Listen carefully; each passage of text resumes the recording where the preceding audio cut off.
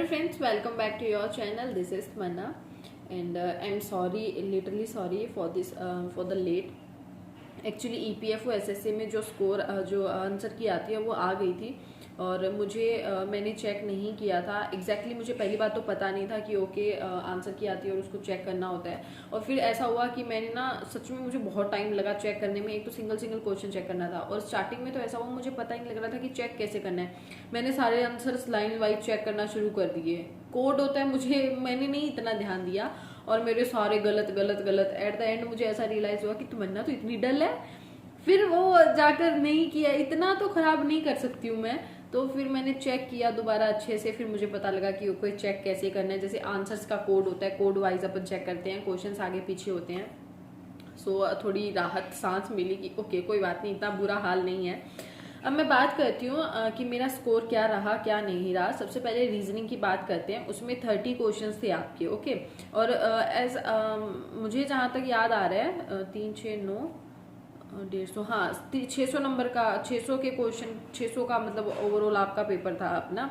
अब बात करते हैं रीजनिंग की। रीजनिंग में टोटल 30 क्वेश्चंस थे।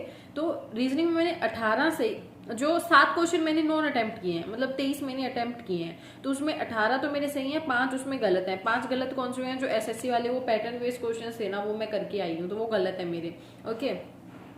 तो आप इसको, हाँ, और एक क्वेश्चन इसमें ना जो जिसका आंसर गलत था, वो डायरेक्शन वाला पता नहीं कौन सा है, वो आप इसमें और इंक्लूड कर लेना, ठीक है। तो 19 हो जाएंगे मेरे। एक जो नॉन अटेम्प्टेड है वो वाला इस साइड चला जाएगा, उसका जो मार्क्स मिलेगा।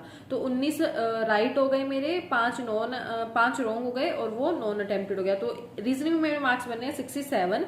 फिर जीए में बात करते हैं। जीए में टोटल 30 थे, ठीक है। और मैंने जीए में 15 अटेम्प्ट किए थे, 15 मैंने स्किप किए थे क्योंकि नहीं जीए आता था मुझे। जितना आता था वो मैंने अपनी तरफ से बेस्ट किया, करने की कोशिश करी। तो उसमें से 10 क्वेश्चन मेरे सही हुए, 5 मेरे गलत हो गए थे 15 में से, और 15 मैंने नॉन अटेम्प्ट किए। तो मेरे जीए में मार्क्स बन रहे हैं 35, ओके। और फिर उसके बाद में आते हैं मैथ्स पे। मैथ्स में 30 थे, मैंने 21 अटेम्प्ट किए, 9 मैंने स्किप किए थे। और जैसे नो स्किप कौन से किए थे? वो जो मेंसुरेशन बेस्ड ज्यादा क्वेश्चंस आते हैं ना, जो आपके रीजनिंग बेस्ड काफी क्वेश्चंस रहते हैं, वो एसएससी पैटर्न टाइप के क्वेश्चंस रहते हैं, जो मैंने नहीं किया। मेंसुरेशन परम्यूटेशन वाला ये क्वेश्चन चैप्टर नहीं किया, वो वाला मैंने नहीं किया था। तो 9 नॉन अटेम्प्टेड है और 21 अटेम्प्टेड है। 21 के 21 सही है। तो मैथ्स में मेरे मार्क्स बन रहे हैं 84, 0 रॉन्ग है, ओके। फिर बात करते हैं कंप्यूटर की। कंप्यूटर में 10 टोटल क्वेश्चंस थे, मैंने 10 के 10 अटेम्प्ट किए थे। 2 क्वेश्चंस गलत हो गए, बहुत सीली सी मिस्टेक्स की वजह से मेरे। और एक क्वेश्चन तो गलत होना बनता था, वो मैंने ऐसा था कि यार ये भी हो सकता है, ये भी नहीं, वो करके आ गई मैं। तो उसमें फिर भी मैंने 8 मेरे सही हैं, 2 रॉन्ग हुए हैं। तो कंप्यूटर में मेरे मार्क्स बन रहे हैं 30। अब बात करते हैं इंग्लिश की।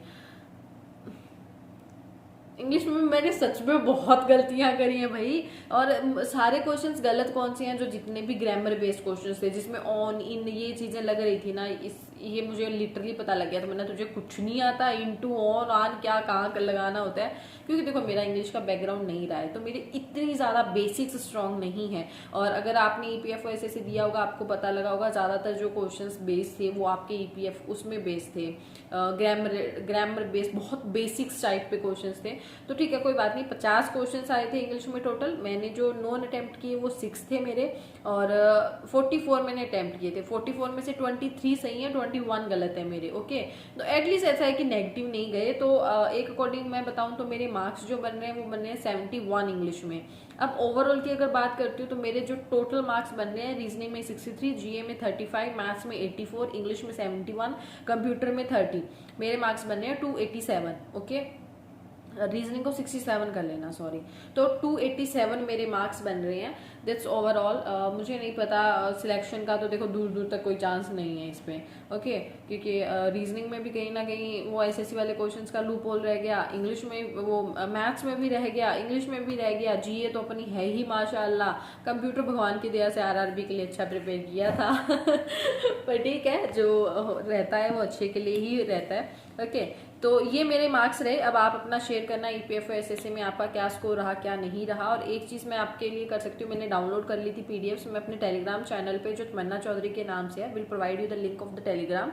वो मैं आपको आंसर की, और मेरा जो क्वेश्चन पेपर है वो जो मैं अटेम्प्ट करके आई हूँ, वो सेम क्वेश्चन जो है उसमें वो आपके साथ शेयर कर दूंगी, तो आप वहाँ से जाके मैच भी कर सकते हो अगर किसी ने आंसर की वगैरह डाउनलोड नहीं की है तो।